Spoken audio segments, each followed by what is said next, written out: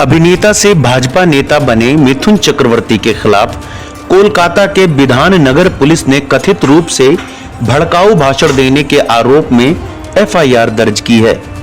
मिथुन चक्रवर्ती पर पिछले महीने उत्तर 24 परगना जिले में एक पार्टी कार्यक्रम के दौरान कथित रूप से भड़काऊ भाषण देने का इल्जाम है।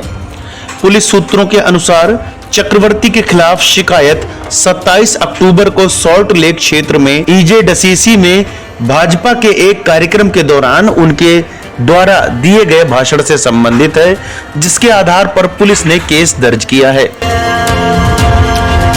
केंद्रीय गृह मंत्री अमित शाह भी इस कार्यक्रम में मौजूद थे, जो भारतीय जनता पार्टी भाजपा के सदस्यता अभियान के पश्चिम बंगाल चरण की शुरुआत के लिए आयोजित किया गया था। विधान नगर पुलिस के एक वरिष्ठ अधिकारी ने कहा, हमने मामले की जांच शुरू कर दी है। हालांकि मिथुन चक्रवर्ती ने इस पर खुद अभी तक कोई प्रतिक्रिया नहीं दी है, लेकिन भाजपा के प्रदेश अध्यक्ष और केंद्रीय मंत्री सुकांत मजूमदार ने एफआईआर को बदले की राजनीति का परिणाम बताया। उन्होंने कहा, उनके भाषण में कुछ भी भड़काऊ नहीं है, यह पुलिस को राजनीतिक हथियार के रूप में इस्तेमाल करके उन्हें डराने का प्रयास मात्र है।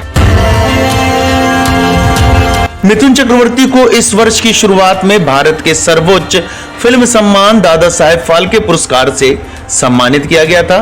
चक्रवर्ती ने 27 अक्टूबर को कहा था कि 2026 के विधानसभा चुनाव के बाद पश्चिम बंगाल का मसनद यानी सिंहासन भाजपा का होगा और उन्होंने इस लक्ष्य को हासिल करने के लिए कुछ भी करने का वादा किया था। पूर्वी क्षेत्रीय सांस्कृतिक केंद्र में आयोजित कार्यक्रम में चक्रवर्ती ने कहा था, 2026 में मसनद हमारा होगा और हम इस लक्ष्य को हासिल करने के लिए हर संभव प्रयास करेंगे।